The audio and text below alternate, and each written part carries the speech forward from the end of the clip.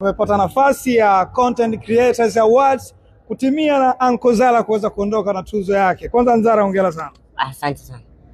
Nadhani tulikuwa na kilio hichi kikubwa sana ndugu yangu, unakumbuka? Sana. Sana. Lakini limetimia. Hatimaye Mungu amejalia nimepata. Tunaipeleka Iringa hii? Iringa lazima iende. Iringa lazima iende. Nishawaambia watu wa Iringa kwamba tuzo ni yenu. Kwa hiyo Iringa lazima hii tuzo ifike. Hebu zungumza kwa uchache kwanza kabla tujaenda kwa ndugu zako ambao leo wamekusupport na tumekuwa nao toka since day one. Lakini leo Zara imekuwa ni siku special sana kwako. Zungumza na Watanzania ambao ulikuwa unawaomba. Nadhani kila mtu alikuwa unawaambia kabisa naomba tuzo irudi nyumbani. Hebu zungumza naye kwa machache. Sina mengi ya kuongea lakini nitaongea mengi. Shukrani sana ndugu zangu wa Tanzania, shukrani sana mashabiki zangu. Shukrani sana ambao umenipigia kula pia kama sawa shabiki yangu akiwa amenipigia kula. Shukrani sana. Nafurahi kupata hii tuzo, nafurahi.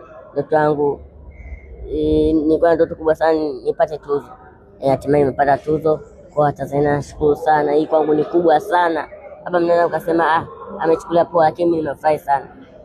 Sema kulia tu nitaenda kulia nyumbani. Ipi chachu ambayo Zara sasa ameipata baada ya kupata tuzo hii? Kwa sababu kuna wengine imewamotivate kuona kwamba okay, kumbe kila kitu kinawezekana, lakini kwako pia unaweza ukawa kuna sababu nyingine mpya kuendeleza kazi zako unazofanya. Mimi imeniongezea sana kwamba niamini kwamba naweza kupata tuzo tena, kwamba kazi yangu ninayofanya inaonekana na watu wanaipenda, kama wamenipigia kula na nimeweza kuchukua tuzo. Nashukuru sana. Yaani nikisema kushukuru hapa nashukuru mpaka asubuhi kwa sababu na furaha sana. Sawa, lakini kilio cha Simba kisikusababisha leo hii tuzo hii. Kaka Simba naingianaje kaka? Simba jamani. Kwa jamani. Namuelewa jamani. Simba naingianaje wewe tuzo? Anasema hii utaipeleka Simba?